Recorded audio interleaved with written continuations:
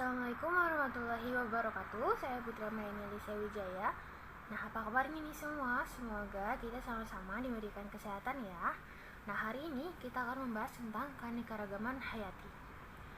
Dalam materi ini, saya harap kalian bisa menjelaskan konsep keanekaragaman hayati tingkat gen, jenis, dan ekosistem, beserta upaya pelestarian dan manfaatnya. Kemudian juga mampu menjelaskan keunikan megabiodiversitas Indonesia, mampu menganalisis hubungan antara garis Wallace dan Weber dengan keanekaragaman hayati Indonesia, mampu menjelaskan konsep sistem klasifikasi makhluk hidup, dan menjelaskan sistem klasifikasi binomial. Oke, langsung aja yuk kita masuk materi. Nah, kalian sering gak sih memperhatikan lingkungan sekitar kalian? Makhluk hidup apa aja yang bisa kalian temui? Wow, banyak bukan? Nah, kita juga termasuk makhluk hidup. Nah, banyaknya makhluk hidup itu disebut dengan keanekaragaman.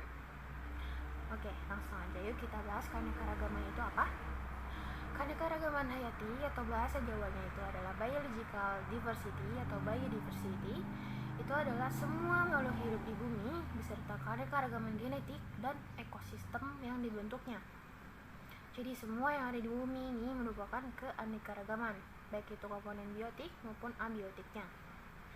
Nah, dalam keanekaragaman ini ada tingkat keanekaragaman. Jadi ada tingkatannya. Yang pertama adalah tingkat gen, yang kedua adalah tingkat jenis, dan yang ketiga adalah tingkat ekosistem. Nah, apa aja sih perbedaannya? Jadi, dalam tingkat gen itu adalah adanya variasi individu dalam satu spesies yang sama. Sedangkan tingkat jenis itu adalah variasi individu dalam spesies yang berbeda. Sedangkan ekosistem merupakan hubungan kompleks antara komponen biotik dan abiotik atau komponen yang hidup dan tak hidup. Nah, kita lanjut bahas tentang keanekaragaman hayati tingkat gen. Gen itu merupakan faktor pembawa sifat keturunan. Nah, gen ini akan bersusun menjadi yang namanya DNA. Nah, DNA ini merupakan molekul rantai ganda terpilin atau yang disebut dengan double helix. Nah, gen ini letaknya adalah di kromosom. Susunan gen itu disebut dengan genotip. Nah, genotip ini akan mengekspresikan sifat individu yang disebut dengan fenotip. Nah, fenotip dan genotip itu apa ya? Jadi genotip itu merupakan sifat yang tidak tampak pada individu, sedangkan fenotip itu adalah sifat yang tampak.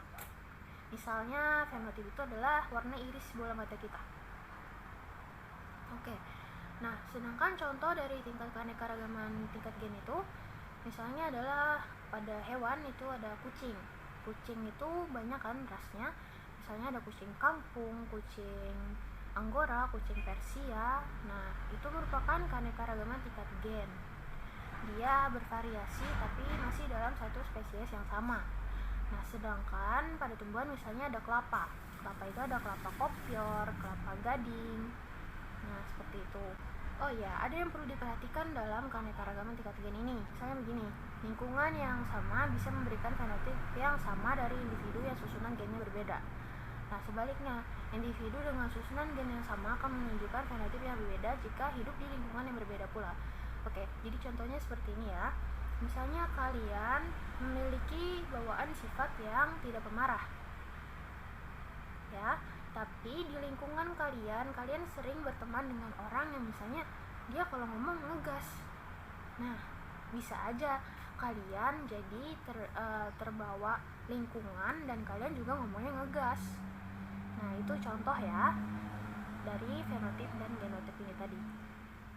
Kemudian kita lanjut ke keanekaragaman tingkat jenis. Nah, keanekaragaman tingkat jenis ini lebih mudah dilihat daripada yang tingkat gen. Contohnya, yang tingkat jenis ini misalnya kelompok palem-paleman. Kelompok palem-paleman itu ada kelapa, ada aren, nah, pinang juga. Nah, itu merupakan kelompok dari palem-paleman. Nah, itu disebut dengan keanekaragaman tingkat jenis. Nah, misalnya pada hewan itu ada aves. Aves itu misalnya adalah ayam, itik. Nah, mereka memiliki perawakan yang berbeda kan? Nah, itu merupakan keanekaragaman tingkat jenis. Walaupun perawakannya berbeda, tapi mereka dikelompokkan dalam kelompok yang sama, yakni Phylum dan Aves. Kemudian lanjut ke keanekaragaman tingkat ekosistem. Ekosistem ini banyak sekali. Misalnya ya, salah satunya adalah ekosistem pantai. Nah, ekosistem pantai ini, di pantai itu ada beragam makhluk hidup. Misalnya tumbuhannya adalah kelapa. Nah, kemudian di dalam ekosistem ini terjadi yang namanya daur biogeokimia. Jadi, kemudian kita lanjut ke sistem klasifikasi makhluk hidup. Jadi, klasifikasi itu adalah pengelompokan makhluk hidup berdasarkan kesamaan ciri morfologi, anatomi maupun fisiologinya. Nah, dalam klasifikasi ini ada tahapannya. Yang pertama adalah identifikasi. Jadi jadi kita harus mencari ciri-ciri dulu dari suatu makhluk hidup, misalnya makhluk hidup satu. Nah, itu harus dicari ciri-cirinya. Nah, setelah itu, jika ciri-cirinya sama, kemudian itu bisa dikelompokkan. Nah, jadi pengelompokan. Nah, pengelompokan ini akan menghasilkan takson. Nah, dalam takson itu juga ada tingkatannya lagi. Yang pertama adalah kingdom, kemudian phylum atau divisio. Phylum ini untuk hewan, sedangkan divisio itu untuk tumbuhan. Kemudian kelas, ordo, famili, genus, dan yang terakhir adalah spesies.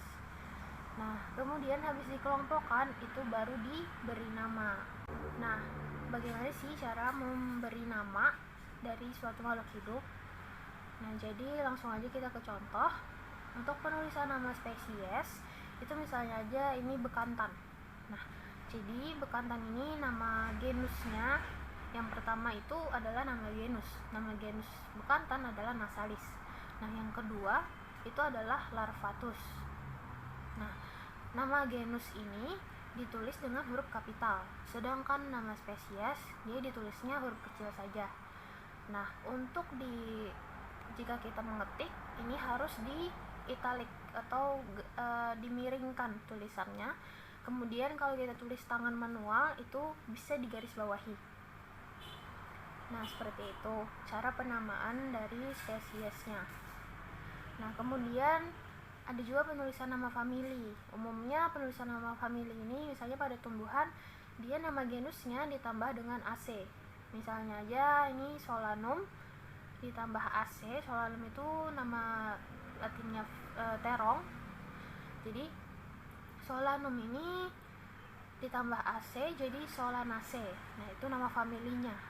Kemudian kalau hewan dia ditambahnya id. Jadi misalnya Felis ditambah id jadi Felidae. Nah, kemudian ada alternatif sistem klasifikasi. Jadi dalam sistem klasifikasi itu ada perkembangan pada kingdom. Jadi di kingdom ini paling pertama sekali itu hanya dikelompokkan menjadi 2 kingdom, Animalia dan Plantae. Nah, sampai sekarang itu terus berkembang menjadi 3 kingdom, 4 kingdom, dan seterusnya. Misalnya pada 2 kingdom itu kenapa dibagi menjadi 2 kingdom saja? Jadi makhluk hidup di 2 kingdom itu ada kingdom Animalia dan Plantae. Jadi itu dikelompokkan berdasarkan dapat tidaknya bergerak. Walaupun tumbuhan bisa bergerak, tapi dia bergeraknya pasif. Jadi dibedakan menjadi 2 seperti itu. Dengan berkembangnya zaman, jadi kingdom ini semakin banyak. Jadi pengelompokan makhluk hidup itu dibedakan semakin banyak berdasarkan ciri-ciri tertentunya. Nah, itu saja materinya. Kita lanjut ke diskusi ya.